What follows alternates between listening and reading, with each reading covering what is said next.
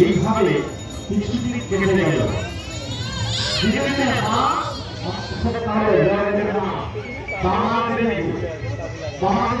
অন্তঃসত্ত্বা হল, অন্তঃসত্ত্বা যখন হলো মায়ের জানে কত বছরের সন্তান হয়।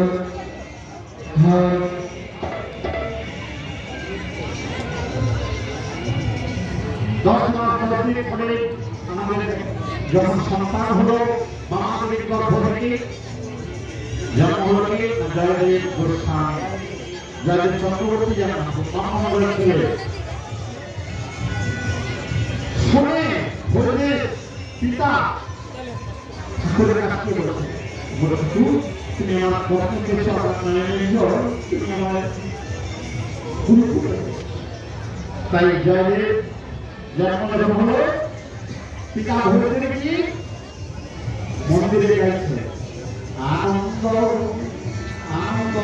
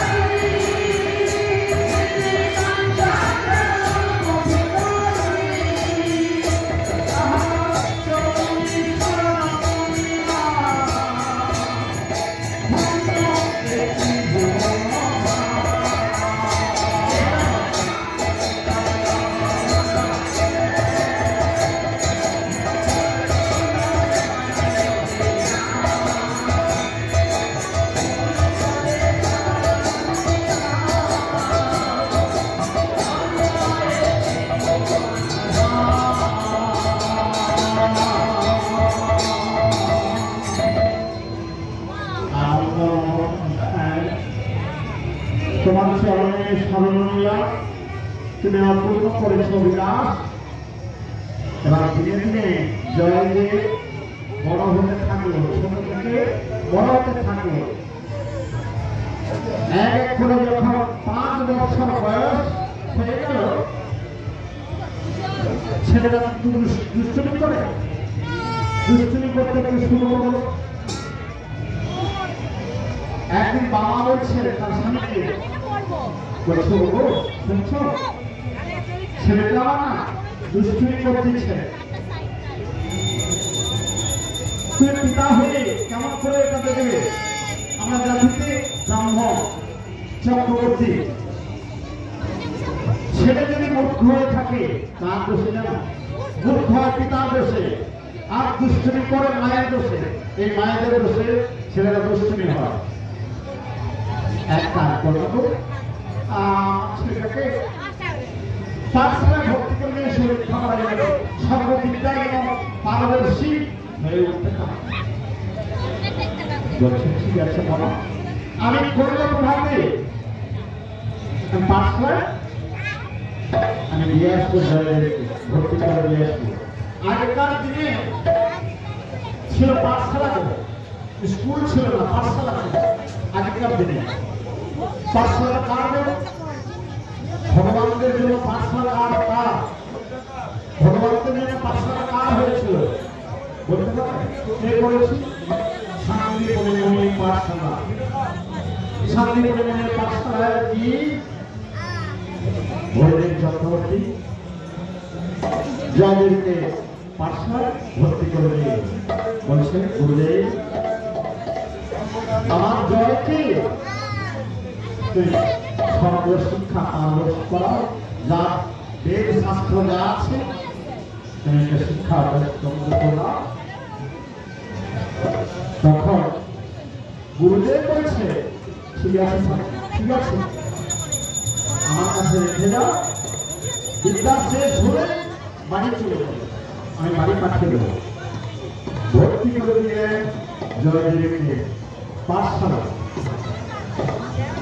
জয়দেব প্রথম গাইছেন মনে মনে, হে কৃষ্ণ করুণা সিন্ধু দীনবন্ধু জগৎ পতে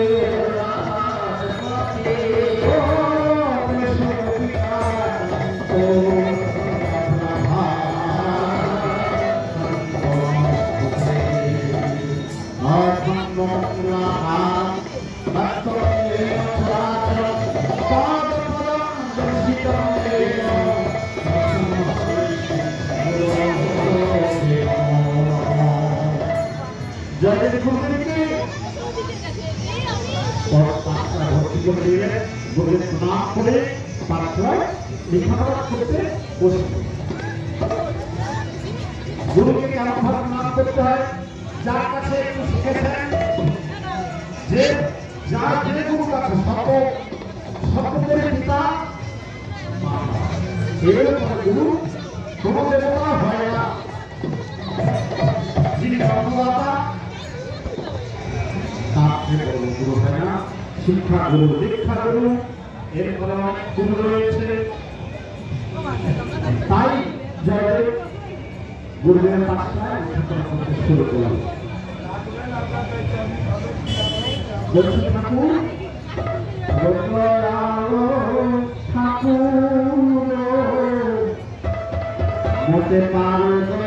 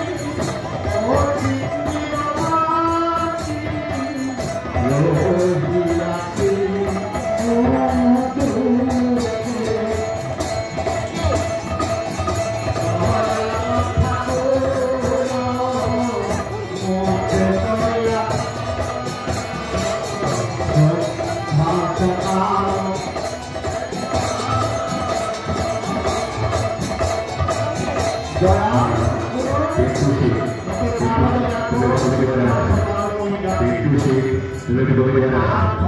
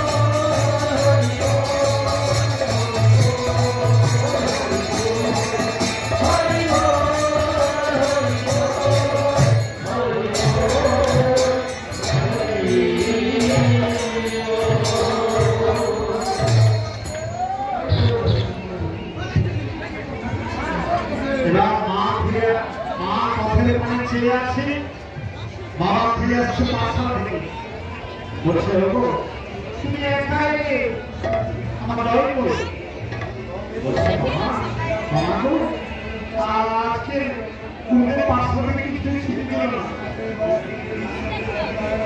কেন কেন তার বিদ্যা শিক্ষা এখন শেষ হয় না তাই ছুটি দিল না কতদিন আমাদের কি ছিল আমি মনে মনে ভেবেছিলাম কিন্তু আজ কিন্তু এলো না কবে আসবে বলছে দুদিন পর আমার জয় বাড়ি ফিরে আসবে দুদিন পর ঠিক আছে তাই দুদিন কেটে গেল এদিকে মন্দিরে নিত্য নিত্য পুজো করতে যায় হরিদেব চক্রবর্তী বসে গেছে আর এমন সময় দুদিনের মাথা জয় ছুটি পেয়ে বাড়ি আসছে এসে যখন দেখলো বাবা বাবা মন্দিরে পুরো দেবদেবী পুজো করছে রাধা করেছে পুজো করার পরেই দেখলো যে মন্দিরে কেউ নেই তাই ভগবানকে বলেছে ভগবান আমার জয়কে গেল আগে আসি আমার জয়কে পাঠে করুণা করে জয় ঘরে না করছে আর চলতে পারে জল পানি ঘুরে জয় জয় সে কপাতে ধারে মন্দিরে কপাতে ধারে দাঁড়িয়ে জয় শ্রীমূর্তি দেখলো বাবা প্রণাম করছে জয় মনে ভাবলো বাবা থেকে গেছে পাঠশালা থেকে গুরুদেব ছাড়লেন তাই আমাকে না দেখে বুঝি বাবা কাঁদছে প্রণাম সেরে উঠে বাবা যখন দেখলো আমার পিছনে জয়দেব বলছে জয় পারিনি বাবা আয় আর মা নে প্রসাদ নেই জয় হাতে প্রসাদ দিল প্রসাদ খেতে খেতে বলছে বাবা আমাকে দেখতে না পেয়ে বুঝি কাঁদছে আপনি বলছেন না বাবা না জয় আমি ভগবানকে না করছিলাম তাই কাঁদছে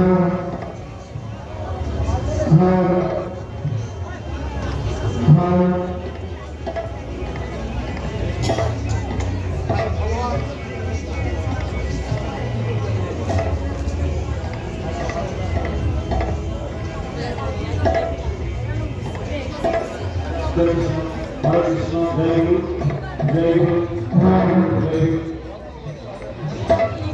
পিতা বলছে না বাবা ভগবানকে নাম করছে না রাধা দেবীকে পায়ে নয়নের বাড়ি পেয়েছি বলছে বাবা এক কথা হলো ঠাকুরকে পেতে হলে কি করতে হয় জয়দেব প্রশ্ন পাঠশালা থেকে শিক্ষা করে এসে বলছি ঠাকুরকে পেতে হলে কি করতে হয় ভগবানকে নাম করতে হলে কি করতে হয় মায়েরা আপনারা তো বসেছেন ভগবানকে লাভ করতে হলে কি করতে হয় কেউ বলে আমি বলে দিচ্ছি পিতা ভগবান বলছে ভগবানকে যদি লাভ করতে হয় সাধু সঙ্গ সাধু সঙ্গ সর্ব শাস্ত্রে সাধু সঙ্গ করলে ভগবানকে লাভ করা যায় বলছে হ্যাঁ সাধু সঙ্গ করলে তো ভগবানকে লাভ করে আপনি তো বলছেন না তো সাধু সাধু থাকতে পারে পোশাক পোশাকটা আপনি কমিটি করে এসে বলবেন বাইরে পোশাক পোশাকটা আপনি কমিটি করে আসবেন এবার বলছে সাধু সঙ্গ প্রকৃত সাধক গণক গেরুয়া বসন দ্বন্দ্ব কমণ্ডল হাতে শিখিতে শিখাচ্ছি আর নামাবলী এটা সাধু কি আমরা সাধু কি করতে পারবে যাদের বলছে না এমন সাধু থাকতে পারে সন্ন্যাসী দেশ ধরে দ্বন্দ্ব কমণ্ডল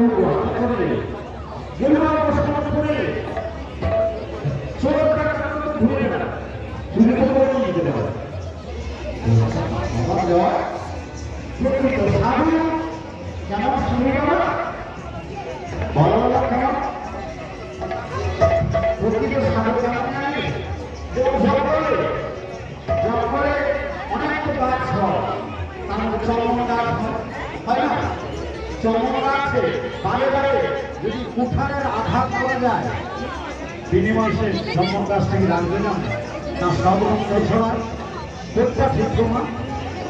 সম্মান কাছে কুঠারের আঘাত দেওয়া হয়, বিনিময় সম্মান কাছে নিতে পারে সর্বঙ্গ ছড়ায়। যে চম্পন ঠাকুরের সেবা করে সেই চম্পন দিয়ে পুজো হয়, বলছে প্রকৃত সাধু যদি চিনতে হয় বাবা জয়, এইভাবে প্রকৃত সাধু চিনতে হয়।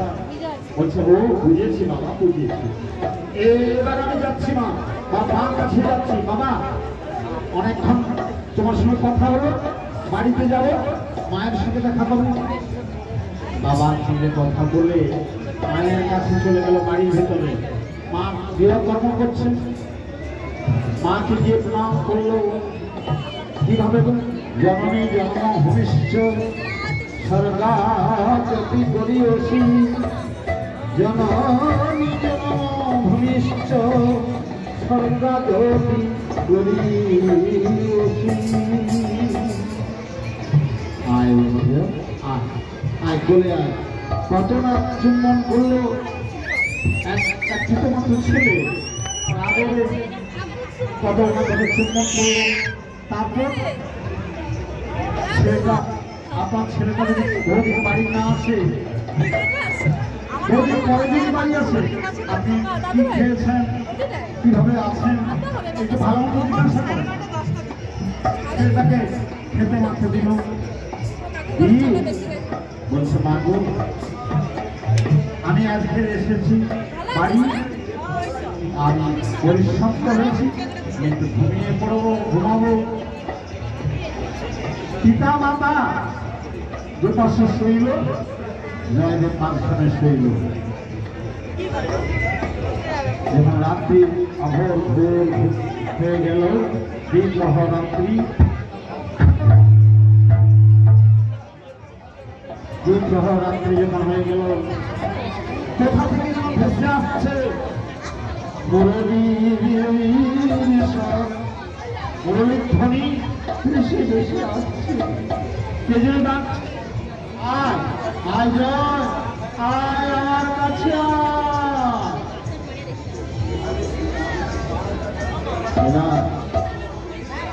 জয়দেব ঘুমটা ভেঙে গেল। জয়দেব ঘুমটা যখন ভেঙে গেল, উঠে পড়ে দেখল চারিদিকে যেন শব্দ হচ্ছে, মুরলীর ধ্বনি বাজছে। বাজলো বাঁশি বৃন্দাবনে, বাজলো মধুবনে,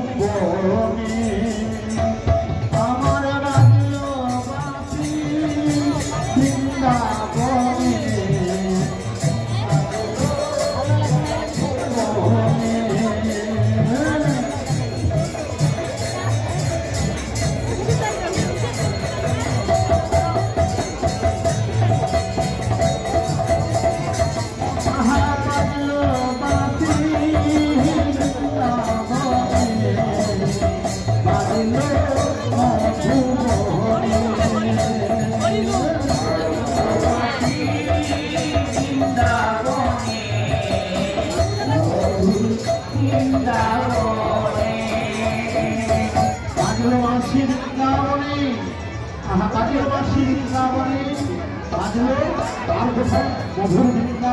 মধুবনে, যেখানে যেখানে ধ্রুব যেখানে পেয়েছিল, ভগবানকে লাভ করেছিল ধ্রুব, মধুবনে। তাই জয়দেব বাবা ঘুমিয়ে আছে।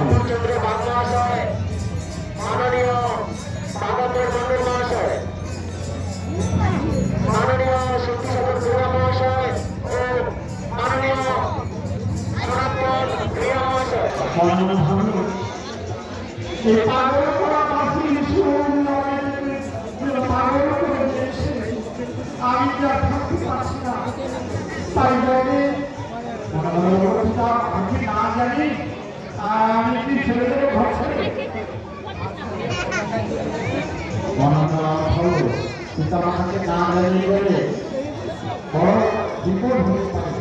তাই পিতা মাতাকে না জানি ঘুমিয়ে আছে, পায়ের কাছে প্রণাম করছে। পিতা স্বর্গ পিতা ধর্ম পিতা হি ধর্ম সকল পিতর মা সকলে প্রিয়ন্তে সর্ব দেবতা জননী মহিষ্ঠ সর্বাগরিয়সি জননী মহিষ্ঠ সর্বাগরিয়সি